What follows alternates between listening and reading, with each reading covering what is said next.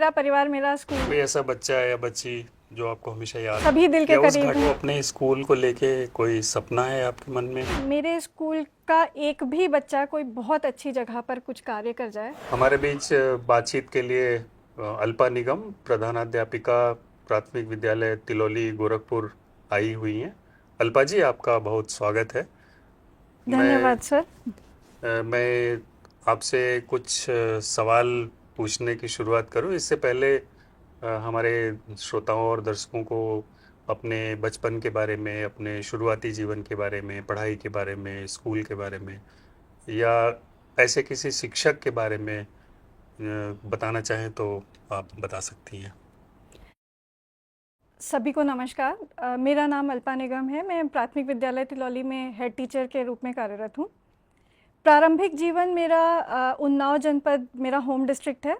उन्नाव जनपद से मैंने अपनी शिक्षा दीक्षा ली और मेरे माताजी शिक्षिका थीं और उन्हीं से प्रेरणा लेकर मैंने शिक्षक बनने का जो आइडिया मेरे मन में आया वो उन्हीं से आया और वो ही मेरा सोर्स ऑफ इंस्पिरेशन है, क्योंकि मेरे परिवार में मेरी माँ, मेरी नानी और मैं थर्ड जनरेशन हूँ जो मैंने टीचिंग प्रोफेशन चुना। तो टीचिंग मेरे खून में कह सकते हैं है और बचपन से ही शिक्षक, अपने परिवार में शिक्षकों को देखा तो शिक्षक ही बनना था। बचपन में घर में भी खेल खेल में शिक्षक ही बनती थी मैं। इसके साथ साथ जब मैंने शिक्षक बनने का निश्चय किया और अपने परिवार में लोगों को बताया तो थोड़ा सा लोगों को ये लगा कि टीचर ही बनना है तो हायर एजुकेशन को ज्वाइन करो, प्राइमरी एजुकेशन क्यों। तो क्योंकि मेरे परिवार में बाकी सब लोग, एक मेरा भाई डॉक्टर है, एक इंजीनियर है, तो इस कारण से लोगों को लगा कि बेसिक स्कूल में टीचिंग करना सही नहीं है मेरे लिए, क्योंकि मैंने कभी गांव देखा नहीं था। तो उन लोगों को लगता था शायद ये एरिया मेरे लिए अच्छा नहीं है। पर उसी समय मैंने मन में ठाना था कि नहीं, अगर उन लोगों को ये नहीं अच्छा लग रहा है तो हमें इसमें खुद को प्रूव करना है। और मेरे इस निश्चय का, मेरे इस संकल्प का उन लोगों ने शुरुआत में बहुत अपोजिशन किया और लगभग 2 साल तक उन लोगों ने मेरे से बात नहीं करी। लेकिन धीरे धीरे जैसे जैसे मेरे कार्य आगे बढ़ते गए, मेरे कार्यों को पहचान मिलती गई, उन लोगों को मेरे ऊपर गर्व होना शुरू हुआ और आज सारे लोग मेरी जो अचीवमेंट्स हैं, मेरी जो उपलब्धियां हैं, उन पर गौरवान्वित महसूस करते हैं। शुरुआत में आपने सहायक अध्यापक के रूप में काम किया होगा और फिर आप जब हेड मास्टर बन गई वहाँ पे, तो ये बताएं कि एक महिला को नेतृत्व की भूमिका में लोग स्वीकार कर लेते हैं, सहयोगी स्वीकार कर लेते हैं या उसमें कोई कठिनाई आती है? आपने कैसे उस चीज़ को हैंडल किया? सर, इसमें ये बताना चाहेंगे कि मैं जिस भी स्कूल में रही शुरुआती दौर में, वो पूरा महिलाओं का स्टाफ था वहाँ पर। तो ऐसी एज सच उस समय कोई दिक्कत नहीं आई। लेकिन हाँ, अभी ऐसा लगता है जैसे जो मेल्स होते हैं उनको फीमेल्स से थोड़ा सा कहीं ऐसा लगता है कि शायद ये नहीं कर सकते। तो एक चीज़ वो कहीं फील होती है। लेकिन चूँकि मेरा नेचर ऐसा है, मेरा बिहेवियर ऐसा है कि हम चैलेंजेस को एक्सेप्ट करते हैं और चैलेंजेस हमें अच्छे लगते हैं। तो ये भी एक चैलेंज के तौर पर मैंने लिया और इस पर काम करना जब शुरू किया तो उनकी ये फीलिंग्स, उनका ये जो सोच थी, शायद उसको कहीं बहुत पीछे छोड़ने के प्रयास किया। उस दौरान की कोई ऐसी घटना या कोई ऐसा दिन जब आप एक हेडमास्टर के रूप में अपने आप को स्टैब्लिश करने की या वहाँ पे स्वीकार्य बनाने की चेष्टा कर रही थी, तो अगर कोई ऐसी घटना या कोई ऐसा दिन जिसको आप याद करना चाहें? सर, मेरी लाइफ में प्लस भी हैं और माइनसेस भी हैं। तो सबसे पहले तो जो मेरे चैलेंजेस थे उनको मैं आपके सामने रखना चाहूँगी कि सबसे बड़ा चैलेंज मेरे साथ था कि मैं उन बच्चों के लोकल डायलेक्ट को समझ नहीं पाती थी।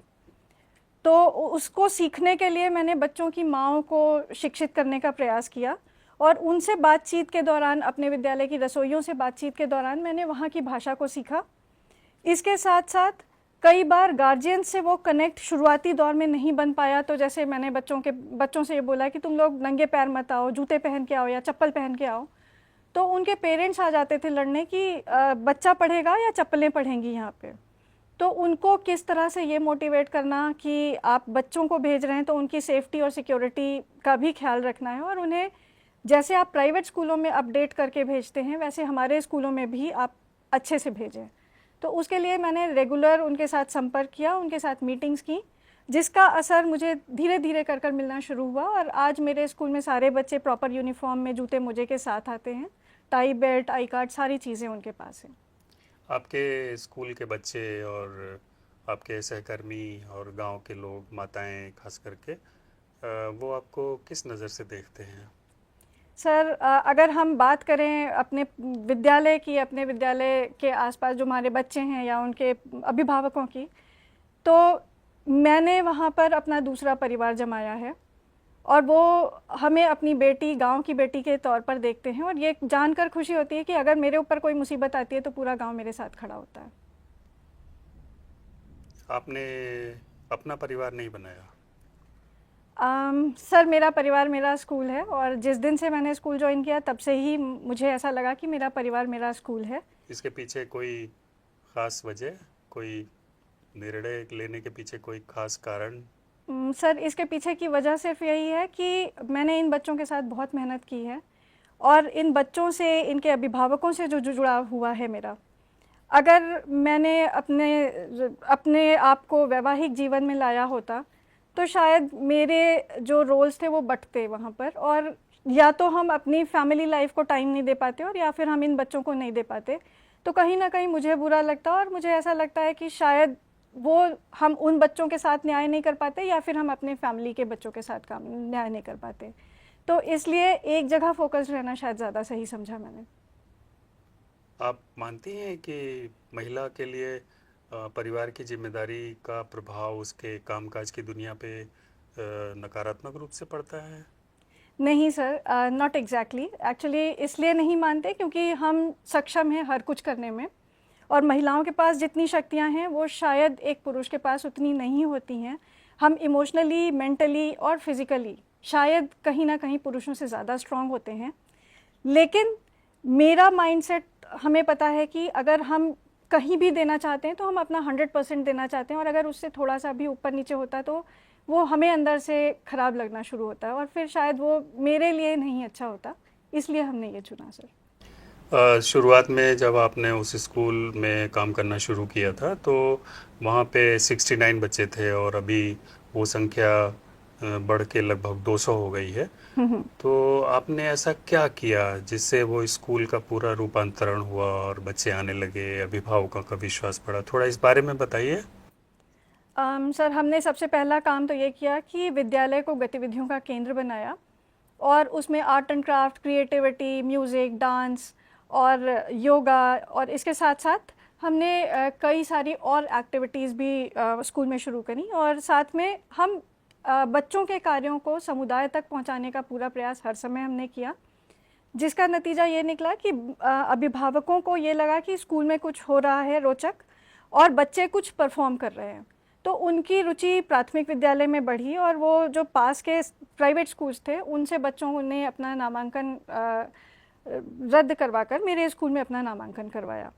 तो इस तरह से अगर देखें तो हमारे इन प्रयासों को बच्चों ने और अभिभावकों ने, दोनों ने पसंद किया। साथ ही साथ हमने रेगुलर समर कैंप्स आयोजित किए अपने विद्यालय में, जिसका परिणाम ये हुआ कि 14 आउट ऑफ स्कूल बच्चे जो थे वो शिक्षा की मुख्य धारा से जुड़ गए। तो धीरे धीरे हमने समुदाय का विश्वास हासिल करना शुरू किया, और फिर जो महिलाओं को मैंने साक्षर किया तो उसमें भी खास बात यह थी कि 8 महिलाएं ऐसी थीं जिन्होंने हाई स्कूल और इंटर तक की जो शिक्षा थी उसको पूर्ण किया। जब अब तो स्मार्ट क्लास स्कूलों में बनने लगे हैं और काफ़ी संख्या में बन गए हैं, लेकिन आपने बहुत पहले इसकी शुरुआत की थी, तो आपके लिए ये कठिनाई नहीं थी कि इसके लिए संसाधन कहाँ से आएगा, पैसा कहाँ से आएगा, और कैसे स्मार्ट क्लासेस लगाएंगे स्कूल में? सर जहाँ चाह होती है वहाँ राह निकल ही आती है, और जिस समय मैंने स्कूल में कार्य करना शुरू किया था, मुझे याद है 2012 की बात है ये, एक प्राइवेट स्कूल में जाने का मौका मिला जहाँ मैंने देखा कि बच्चे डिजिटल बोर्ड पे प्रोजेक्टर के साथ पढ़ रहे होते हैं। तो मुझे लगा कि क्यों ना मेरे बच्चे इस तरह से पढ़ पाएँ। तो मैंने प्रयास किया, और रिसोर्स क्रंच तो था ही, मानी हुई बात है कि सरकारी स्कूल में इतना फंड नहीं होता था उस समय। तो उस दौरान मैंने लोगों से कनेक्ट करना शुरू किया। मेरे कार्य धीरे धीरे, मेरे विद्यालय के बच्चों के जो अचीवमेंट्स थे या मेरे कार्य लोगों तक फैलने शुरू हुए। तभी मेरी मुलाकात रोटरी क्लब के मेंबर्स से हुई और उन्होंने विद्यालय को प्रोजेक्टर डोनेट करने के लिए बात करी। तो वो प्रोजेक्टर उन्होंने दिया जिसके माध्यम से बच्चे भी सीखते थे और बच्चों की माताएं भी सीखती थीं। तो इस तरह से सर जो रिसोर्स क्रंच था उसको दूर किया। इसके बाद हमने अपने स्कूल में डिजिटल लैंग्वेज लैब की भी स्थापना करी, जो कि उस समय जब स्थापित की थी 2015 की बात है। तब तक प्रदेश में शायद कहीं कोई डिजिटल लैंग्वेज लैब बच्चों सरकारी स्कूलों में नहीं थी और उसका असर बच्चों पर इतना बेहतर पड़ा कि बच्चे निडर होकर, बच्चे पूरी तरह से अपनी स्वतंत्र अभिव्यक्ति करने में सक्षम हो पाए। आपने माताओं और अभिभावकों को भी पढ़ाया? जी सर। ये क्यों किया और कैसे किया? सर इसके पीछे रीज़न ये था कि जैसे हमने आपको बताया कि एक अभिभावक आकर झगड़ा करने लगे कि बच्चा पढ़ेगा या चप्पल पढ़ेगी। तो हमने बच्चों से घर घर जाके बच्चों के अभिभावकों से संपर्क करना शुरू किया और उनको हमने बच्चों की उपलब्धियां बताई कि आपके बच्चों को हम लोग जो काम देते हैं, बच्चे पढ़ नहीं रहे हैं घर पे या बच्चों की पढ़ाई पर आप लोग ध्यान नहीं दे रहे हैं। तो ऐसे ही बातों बातों में मैंने बच्चों की माताओं से पूछा कि अगर मैं पढ़ाऊँ तो आप पढ़ेंगे क्या? और यकीन नहीं आएगा सर आपको, लेकिन उस समय पर 80 माताओं ने कहा कि हाँ हम पढ़ेंगे। और फिर पहला बैच जो हमने माओं को पढ़ाने का शुरू किया था वो 80 महिलाओं का बैच था। उनको पढ़ाया तो उसमें से 8 ऐसी महिलाएं निकल कर आई जिन्होंने कहा कि हम आगे भी पढ़ेंगे। तो बाकायदा उन्होंने बच्चों के साथ बैठकर एग्ज़ाम दिया, उसको क्लास दर क्लास पास किया और फिर पास के जो स्कूल्स में थे उनमें उन्होंने प्राइवेट अपना रजिस्ट्रेशन करवाकर परीक्षाएं दी। आपने गांव में लाइब्रेरी बनाई? हाँ सर, विलेज लाइब्रेरी बनाई है सर, अभिभावकों के लिए, अभिभावक और बच्चों के लिए सर। पूरी वो विलेज लाइब्रेरी है और ख़ास बात यह है कि इसका संचालन हमारे बच्चे और हमारे अभिभावक मिलकर करते हैं। इस लाइब्रेरी को इस्टेब्लिश करने के लिए हमने फ़ंड रेज़ करवाया और उस फंड रेजिंग से हमारे पास लगभग 1,20,000 रुपये के फंड्स इकट्ठे हुए और उसके माध्यम से हम लोगों ने बुक्स को अरेंज किया अपने स्कूल में और वो एक विलेज लाइब्रेरी के रूप में इस्टेब्लिश हो पाई। हालांकि उससे पहले हमारे पास किताबें थीं, क्योंकि मुझे भी पढ़ने का शौक़ है और बच्चे भी हमारे पढ़ने में इंटरेस्ट लेते हैं। लेकिन इस फंड के थ्रू हम लोग बहुत सारी अलग अलग तरह की किताबों को मैनेज कर पाए और आज हमारी विलेज लाइब्रेरी में 11,000 किताबें हैं जो कि बच्चों तक सर्वसुलभ हैं बच्चों के लिए। आपको अपने स्कूल को लेके कोई सपना है आपके मन में? आप कहाँ ले जाना चाहती हैं इसको, या सपोज़ आप स्कूल से जब जाएंगी तो इसको आप किस रूप में देखना चाहती हैं? सर मेरे इस स्कूल के लिए मेरे लिए 2 सपने बहुत समय से हम देख रहे हैं। पहली चीज़ कि मेरे स्कूल का एक भी बच्चा कोई बहुत अच्छी जगह पर कुछ कार्य कर जाए और दूसरी चीज़ कि मेरे स्कूल में ना जगह की बहुत कमी है जिसकी वजह से हमारे पास क्लासरूम्स नहीं हैं। तो बहुत समय से मैं इसके लिए प्रयासरत हूँ कि हमारी स्कूल की बिल्डिंग को मल्टी स्टोरी बना दिया जाए। तो अगर ये 2 मेरे सपने पूरे हो जाते हैं तो हमें लगेगा कि हमने अपने स्कूल के लिए कुछ अचीव कर लिया। आपको लगता है कि आप अपने प्रयासों में अभी तक सफल हो रही हैं? सर पूरी तरह से तो सफल नहीं हो रहे, इसलिए क्योंकि जो कहते हैं कि इम्प्रूवमेंट की गुंजाइश हर जगह होती है। तो वो मेरे साथ भी है कि हर चीज़ कभी परफेक्ट नहीं हो सकती, कहीं ना कहीं कोई कमी रह रही होगी जिसको इम्प्रूव करने की ज़रूरत है। जैसे कि अभी हमारे बच्चे जैसे ITI वगैरह के एग्ज़ाम देते हैं, ITI में कोर्सेज़ कर रहे हैं, या एक बच्चा हमारा B.Ed के लिए तैयारी कर रहा है, एक बच्ची मेरे यहाँ की लॉ कर रही है, पर अभी उनका प्लेसमेंट कहीं नहीं हुआ। और एक बच्चा हमारे यहाँ से है जो B.Tech कर रहा है, लेकिन वही है कि अभी उनका प्लेसमेंट नहीं हुआ है। जब तक उनका प्लेसमेंट नहीं होता तब तक हम कुछ कह नहीं सकते और उम्मीद है कि उनका प्लेसमेंट अच्छी जगह होगा। इसके अलावा देखते हैं तो हमारे बच्चों की उपलब्धियां हर दिन हमारी आंखों में चमक लाती हैं, क्योंकि बच्चे छोटे हैं और हर छोटा बच्चा जब पढ़ना भी सीखता है, बोलना भी सीखता है, तो वो खुशी हम लोग की आंखों में अपने आप आ जाती है। कहीं बाहर घूमते हुए या बाज़ार में या किसी दूसरे शहर में, अपने ही शहर में किसी पुराने स्टूडेंट से, छात्र या छात्रा से मुलाकात हो जाती है तो कैसा लगता है आपको? सर ये बहुत अच्छा फील करवाता है, क्योंकि जब भी हमारे जो बच्चे पास आउट होते हैं वो जब इंटर कॉलेज में जाते हैं तो कई बार ऐसा होता है कि उस इंटर कॉलेज में हमको इनवाइट किया जाता है किसी कार्यक्रम के लिए या किसी चीज़ के लिए।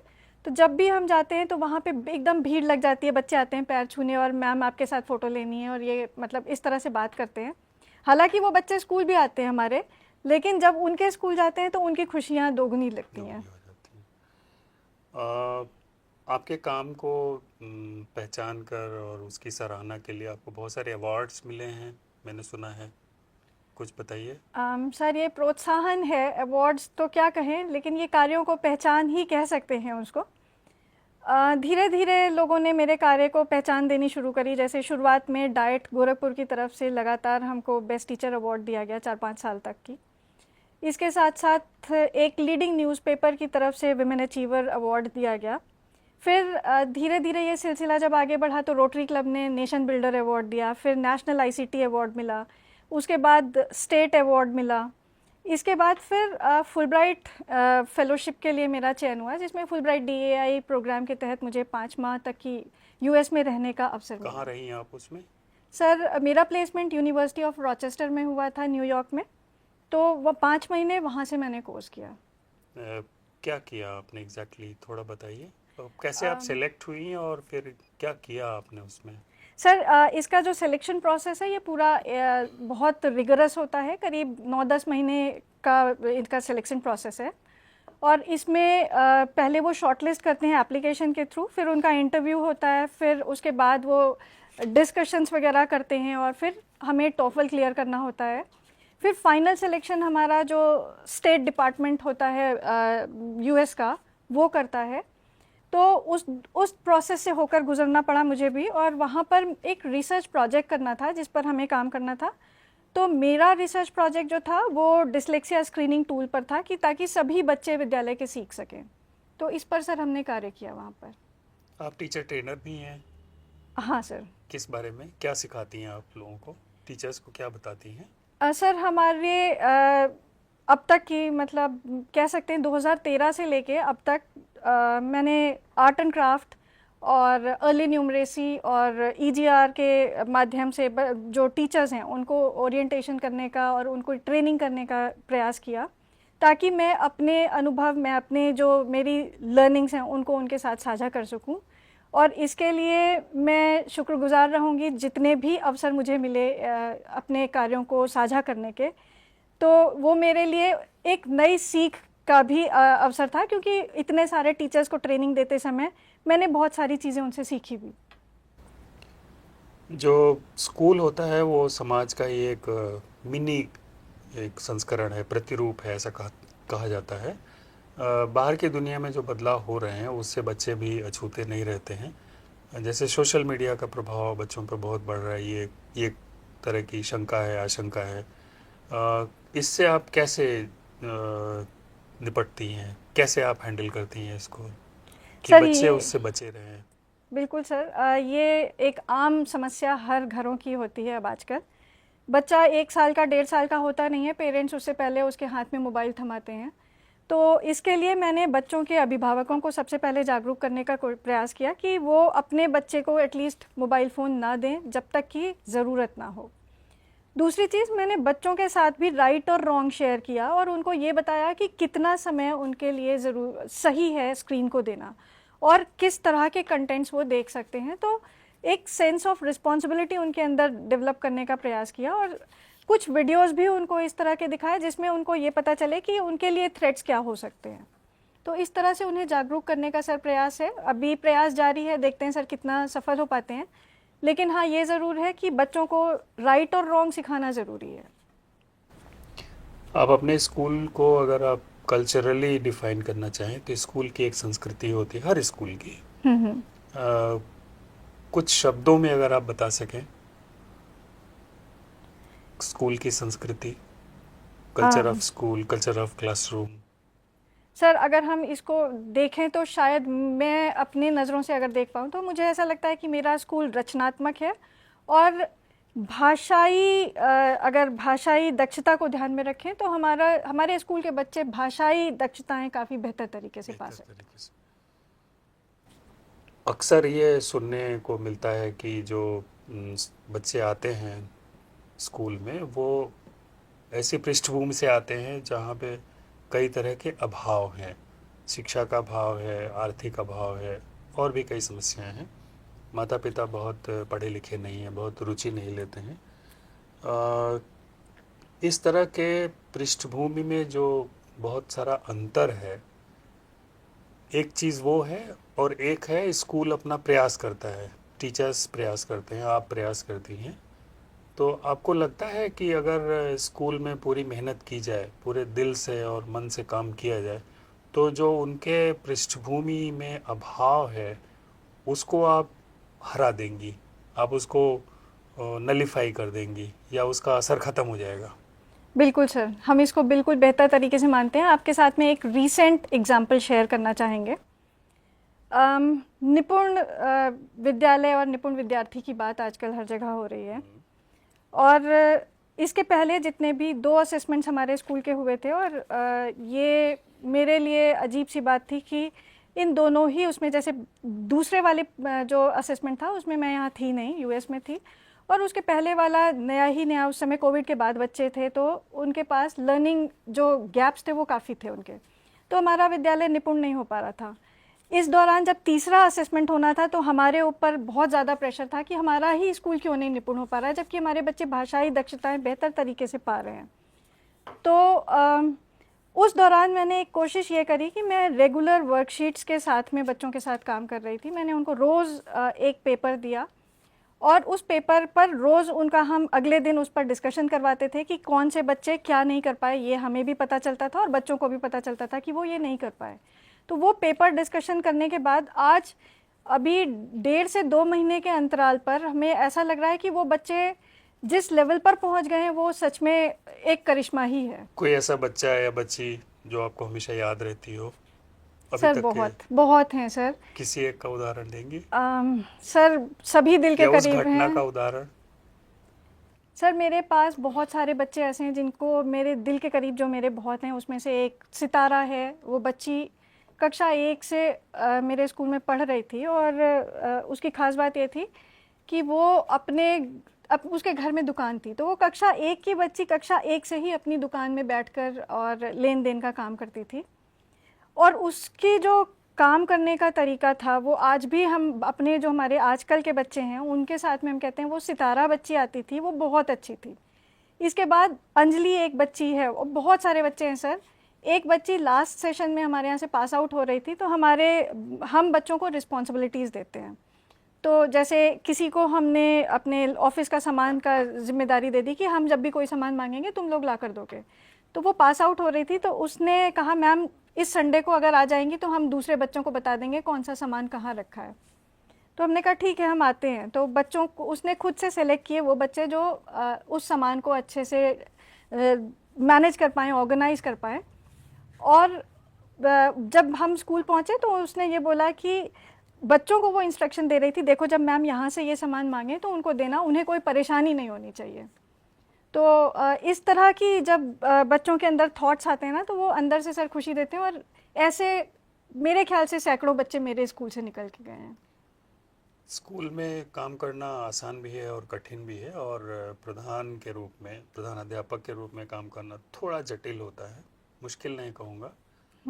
कुछ लोग आपके विचारों का और आपके कार्यों का, कार्यक्रमों का समर्थन करते हैं, और कुछ होते हैं जो उससे न्यूट्रल रहते हैं, और कुछ कभी कभी विरोध की मुद्रा में भी रहते हैं। तो ऐसा कोई दृष्टांत, ऐसी कोई घटना जहां आपका जो विरोध कर रहे थे वो आपके समर्थन में आ गए, स्कूल में, स्कूल के बाहर?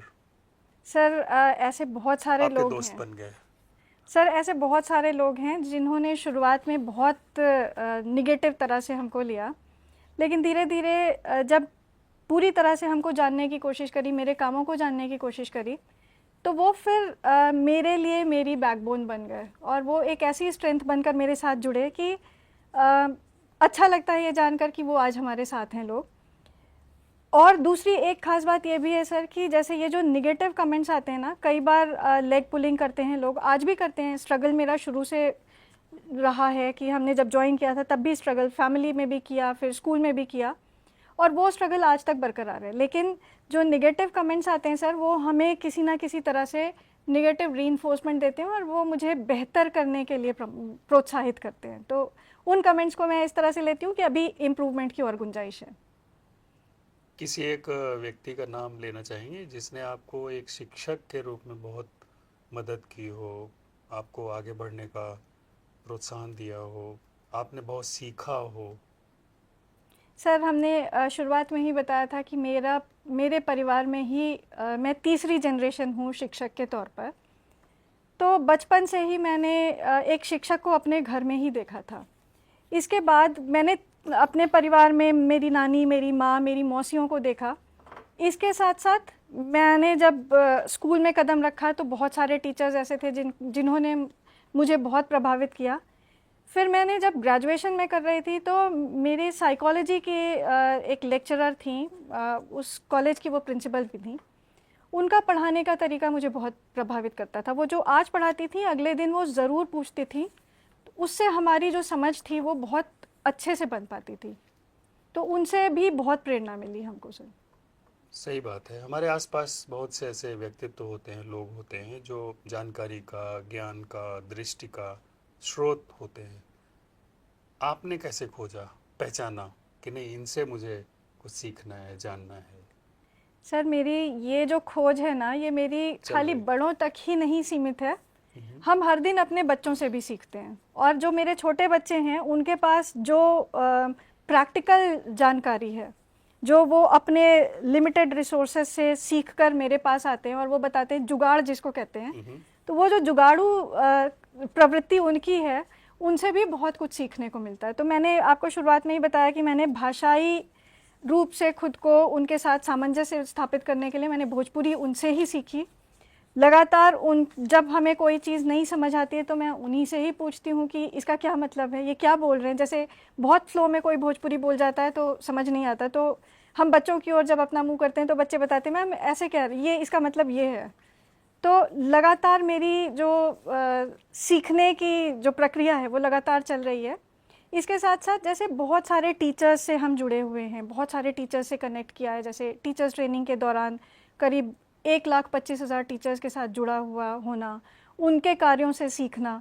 फिर बहुत सारे अधिकारियों से मैंने सीखने की कोशिश करी।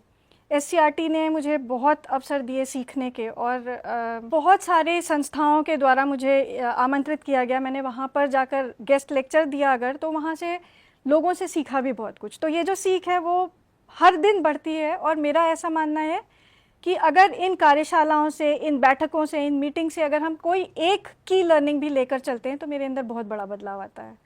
तो उन्हीं एक की लर्निंग की वजह से मैं हर कार्यशाला में अपने एक माइंडसेट को लेकर जाती हूँ। आपने कभी सोचा होगा कि आपकी जो एनर्जी है वो कहाँ से मिलती है, कहाँ से आती है, या आपकी कोई ऐसी एक वीकनेस, कोई कमजोरी जो आप साझा करना चाहें? स्ट्रेंथ, सबसे बड़ी स्ट्रेंथ क्या है, और एक ऐसी कोई कमजोरी जिससे आप छुटकारा पाना चाहती हैं? सर, मेरी सबसे बड़ी स्ट्रेंथ मेरे बच्चे हैं, और इन बच्चों के बीच हम चाहे कितने भी दर्द में हों, हमें वो दर्द महसूस नहीं होता।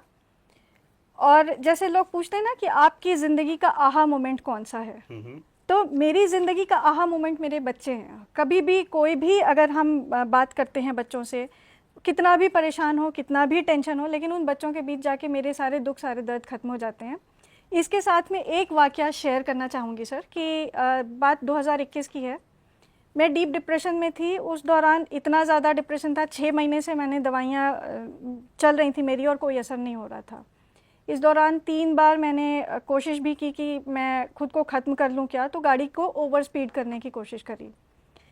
तभी जब तीसरी बार, और वो मेरे ख्याल से बस 20 से 30 सेकंड का किस्सा होता है कि जब आपको लगता है कि आपके इमोशंस आपके ऊपर हावी हो रहे हैं, उसी दौरान एक बार जब लास्ट टाइम जब मेरे मन में आया कि नहीं हमें इससे बाहर निकलना है, उस दिन मैं ड्राइव कर रही थी और मेरे सामने एक बंदर और बंदर का बच्चा आया। बंदर का बच्चा मेरी गाड़ी के आगे आने वाला था और बंदर ने उसको ऐसे करके अपने पास घसीटा। वो ऐसा मोमेंट था जब मुझे लगा कि एक जानवर भी अपने बच्चे को इतनी केयर करता है, तो मेरे साथ मेरा परिवार, मेरी माँ, और साथ ही साथ मेरा जो स्कूल वाला परिवार है, मेरे बच्चे, मेरे अभिभावक, वो सारे जुड़े हुए हैं। तो ये जीवन मेरा उनके लिए है, मेरा खुद का नहीं है। और वहीं से मैंने मोटिवेशन लिया। और ये बच्चे जो हैं, इनको मेरा चेहरा देखकर उस समय अच्छा नहीं लगता था, क्योंकि चेहरे पे अजीब से भाव होते थे। बच्चे आते थे, पूछते थे मैम क्या हुआ आपको, तो मेरी आंखों से सिर्फ आंसू निकल पड़ते थे। और उस दौरान बच्चे मेरे साथ स्कूल के बाद आकर 2 से 3 घंटा हमारे साथ स्कूल में बिताते थे, और उन्होंने बहुत कोशिश करी हमको डिप्रेशन से बाहर निकालने की। और आज मतलब I am out of it. आपको डर लगता है? सर, हमें एक ही चीज़ से डर लगता है, हमें बदलाव पसंद नहीं है और हम इससे बाहर निकलना चाहते हैं। बदलाव से मैं एक सवाल पूछता हूँ कि अपने जीवन में आप कुछ ऐसा है जिसको आप बदलना चाहती हैं या बदलना चाहेंगी,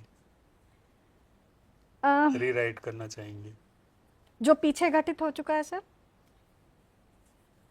अ, सर मेरे फादर की बहुत अर्ली एज में डेथ हो गई थी, और वो नॉर्मल डेथ नहीं थी, वो एक एक्सीडेंट था। जब हम सुबह में स्कूल गए थे, किसी स्कूल में ऐसे ही प्रोग्राम ऑर्गेनाइज हो रहा था, तो उन्होंने हमें इनवाइट किया था। हम उस समय स्कूल गए हुए थे, मेरे पास मेरे चाचा का बेटा आया कि चाचा गिर गए हैं। तो मेरे शब्द नहीं थे मेरे पास एकदम पूछने के लिए भी कि कहाँ से गिरे, कैसे गिरे। और हम उस दिन, आज तक हमको अफसोस होता है कि उस दिन हम बिना बात किए क्यों निकल गए। जब वापस आए तो नीचे मतलब डैडी तो वहाँ पर थे नहीं, हॉस्पिटल से रास्ते से हम लोग निकल रहे थे, वहाँ पर लोग खड़े थे, उन्होंने कहा कि नहीं यहाँ कुछ नहीं है, घर जाओ। उस समय हमें लगा कि शायद कुछ गड़बड़ है, और फिर हमने पूछा उससे कि ज़्यादा चोट आई है, तो उसने बोला हाँ।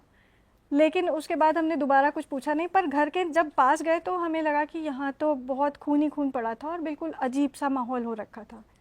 वो एक इंसिडेंट ऐसा है कि हम फिर से वापस जाकर अगर कुछ सही कर पाते तो शायद हम वो करना चाहते सर। अल्पा, मैं एक सवाल पूछना चाहता हूँ। एक स्थिति है जहाँ पढ़ा रही हैं आप या आपके टीचर पढ़ा रहे हैं स्कूल में, कक्षा में, और कोई माता पिता या अभिभावक कहते हैं कि हम आपकी कक्षा में बैठकर देखना चाहते हैं कि आप क्या पढ़ा रहे हैं, कैसे पढ़ा रहे हैं। आप अलाउ करेंगी? सर हम इनवाइट करते हैं उनको। ओह ग्रेट, हम चाहते हैं कि वो देखें कि हमारे स्कूल में हम लोग कितनी मेहनत से पढ़ा रहे हैं। Very nice. और ये हमारे एसएमसी के मेंबर्स भी होते हैं, बच्चों के अभिभावक भी होते हैं, और उनसे हम कहते हैं कि आप बैठिए और देखिए कि हम क्या पढ़ा रहे हैं। आपने न्यूयॉर्क में कुछ स्कूल देखे थे और वहाँ भी आपने पढ़ाई का जो सिस्टम है उसको समझने की चेष्टा की होगी। कोई एक ऐसी बात जो आपके मन में रह गई हो कि अगर हम इसको अपने यहाँ लागू कर पाएँ यहाँ पे इम्प्लीमेंट कर सकें? सर 2-3 चीज़ें थी जो वहाँ बहुत अच्छी थी, जैसे कि जो मैंने अपने पार्टनर टीचर से सीखी, एक तो कि उसके पास मिनट टू मिनट प्रोग्राम होता था उसके क्लास के लिए, कि अभी अगर बच्चे कुछ कर रहे हैं तो उस दौरान वो दूसरे बच्चे का असेसमेंट करती थी, मतलब टाइम ज़रा सा भी वेस्ट नहीं होता था उसका। एक चीज़ तो वो मैंने उससे बहुत सीखने की कोशिश करी। दूसरी चीज़, उन स्कूल्स में रेगुलर जो स्पेशल एजुकेटर्स थे वो रेगुलरली उस स्कूल का हिस्सा थे। वहाँ हर स्कूल में स्पेशल एजुकेटर्स अपॉइंटेड थे, तो जो हमारे स्पेशल बच्चे हैं उनको, उनकी नीड्स को वो केटर कर पाते थे। लेकिन ये हमारे यहाँ अभी नहीं है, तो हमारे बच्चे थोड़े से कहीं ना कहीं नेग्लेक्टेड से रह जाते हैं, क्योंकि हम शिक्षकों के पास इतने जानकारी या इतना समझ शायद नहीं हो पाती, या उनके पास इतने और अलग तरह के काम हैं कि वो उन पर बहुत ज़्यादा फोकस नहीं कर पाते। तो उसके लिए शायद अगर एक स्पेशल एजुकेटर हर स्कूल में होते तो शायद हम इस समस्या से भी निजात पा पाते।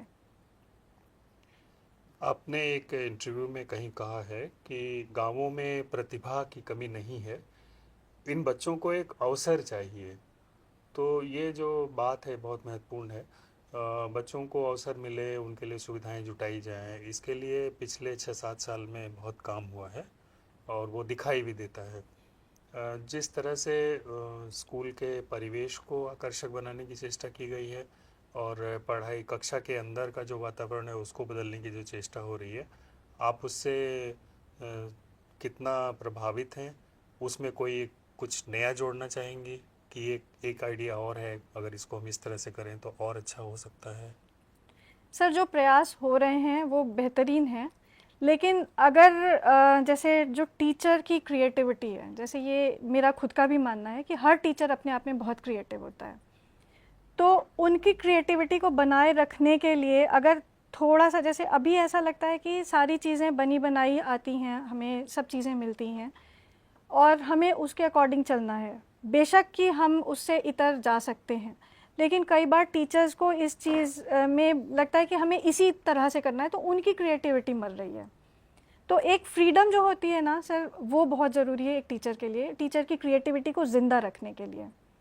दूसरी चीज़ कि बच्चों की प्रतिभाओं को अगर हम देखें तो सच में गांव में बहुत प्रतिभाएं हैं, और अगर हम उनको एक प्रॉपर चैनल दे पाते हैं कि हमें ये पता हो जाए कि एक बच्चा ये करने में सक्षम है, तो हम उसको सही दिशा दे सकें। अगर एक शिक्षक ये काम कर लेता है तो शायद उससे बेहतर शिक्षक कोई नहीं। एक सवाल और मैं आपसे पूछना चाहता हूँ कि जब आप स्कूल से, मैंने पहले भी पूछा था, जब आप स्कूल से जाएंगी, किसी दिन रिटायर होंगी या ट्रांसफ़र होंगी, तो आपको क्या लगता है कि आपकी कमी वहाँ महसूस की जाएगी? सर हमें उसके तो बाद लगता है कि महसूस करेंगे, क्योंकि बच्चे जैसे अगर हम एक हफ्ता 10 दिन किसी वजह से, जैसे अभी बीते 2-3 महीने पहले मैं मेडिकल पे थी, कुछ इश्यूज़ थे हेल्थ के, तो उस दौरान बच्चे और अभिभावक रोज़ फ़ोन करते थे, मैम आप स्कूल नहीं आ रही हैं, क्यों नहीं आ रही, क्या हो गया। या जैसे वो जो डिप्रेशन वाला किस्सा मैंने बताया, तो बच्चे इस चीज़ से प्रभावित होते हैं कि हम कब अच्छा महसूस कर रहे हैं और कब मेरे साथ कोई दिक्कत है। तो कहीं ना कहीं हमें ऐसा लगता है सर कि वो मेरी कमी को ज़रूर महसूस करेंगे, और अगर अगर जस्ट इन केस नहीं भी करते हैं तो मेरा रोल जो है कि मैं अपना 100% उस स्कूल को दूं, उन बच्चों को दूं, वो मेरी ओर से मैं पूरा कर रही हूँ। बाकी ईश्वर की इच्छा कि अगर वो मुझे याद रखते हैं तो ठीक है, नहीं याद रखते तो वो मेरे दिल में सारी जीवन रहेंगे।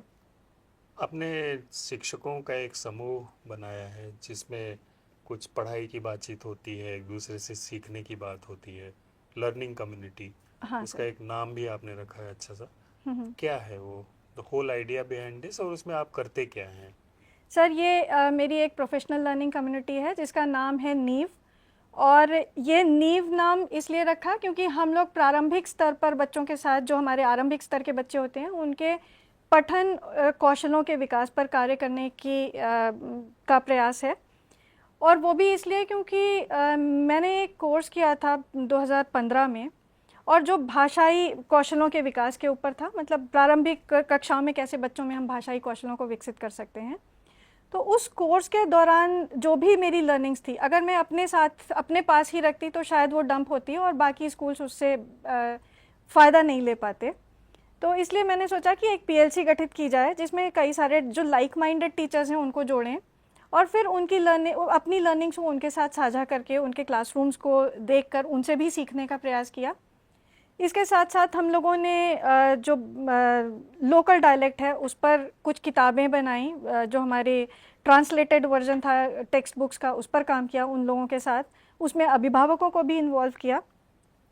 और इस नीव के जो हमारे वर्कशॉप्स होती हैं या जो कार्यशालाएं या जो सेशंस होते हैं, उसमें हम लोग हर बार एक टॉपिक का चयन करते हैं, उस एक टॉपिक पर हम लोग विस्तृत चर्चा करते हैं। जैसे अभी वो पीएलसी के मेंबर्स हमारे साथ, अभी फिर से वो लोग प्रॉपर कोर्स कर रहे हैं, 9 मंथ कोर्स था उनका भी, और उस कोर्स के दौरान उन्होंने प्रोजेक्ट भी बनाया, प्रेजेंटेशन भी किया, तो वो पूरा उसी प्रोसेस में काम कर रहे हैं। तो वो बाकायदा उसकी हमारी मीटिंग्स होती हैं, वर्कशॉप्स होती हैं, और ये पूरी तरह से सेल्फ मोटिवेशन है सर।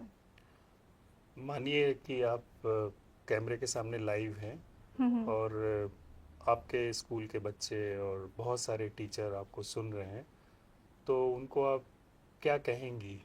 बच्चों को अलग, शिक्षकों को अलग। बच्चों के लिए ये कहना चाहेंगे सर कि कोई भी काम मुश्किल नहीं होता, बस एक कदम आगे बढ़ाने की देरी होती है। कि हमें एक स्टेप अगर हम आगे बढ़ाएंगे तो अगला पैर अपने आप आगे बढ़ेगा। तो कभी भी रुकना नहीं है, आगे बढ़ते जाना है और काम करने की कोशिश को नहीं छोड़ना है। तो कोशिश एक बहुत बड़ी चीज़ है। जैसा शिक्षकों कि को हाँ सर, शिक्षकों के लिए भी यही कहना चाहूँगी कि हमारे पास, हमारे आसपास नकारात्मकता बहुत है। ज़रूरत है कि वो जो नकारात्मक फोर्सेस या निगेटिव फोर्सेस हमारे ऊपर पत्थर फेंक रहे हैं, उन पत्थरों को हम जो है अपनी एक स्ट्रॉन्ग फाउंडेशन बनाने के लिए प्रयोग करें और खुद को मजबूत बनाने की कोशिश करें। तो क्योंकि आजकल सर शिक्षकों के लिए हाथ उठाने, उंगली उठाने वाले बहुत लोग हैं, पर अगर हम उनकी बातों को सुनकर पीछे बैठ जाएं सोच के कि अरे ये लोग ये कह रहे हैं हम नहीं करेंगे, तो शायद हमारी जो सोसाइटी है वो वहीं रुक जाएगी, क्योंकि एक शिक्षक ही सोसाइटी का बहुत अहम निर्माता है। आपको बहुत धन्यवाद, आपका बहुत आभार। आप आई यहाँ पे और आपने समय दिया और आपने सवालों के जवाब दिए। मुझे उम्मीद है कि जो बच्चे इसे सुनेंगे, जो शिक्षक इसे सुनेंगे देखेंगे और जो माता पिता या अभिभावक इसे सुनेंगे देखेंगे, उनको इसमें कोई एक बात अगर अच्छी लगेगी तो वो इसे अपने साथ रखेंगे और सोचेंगे। आपका बहुत धन्यवाद। धन्यवाद सर।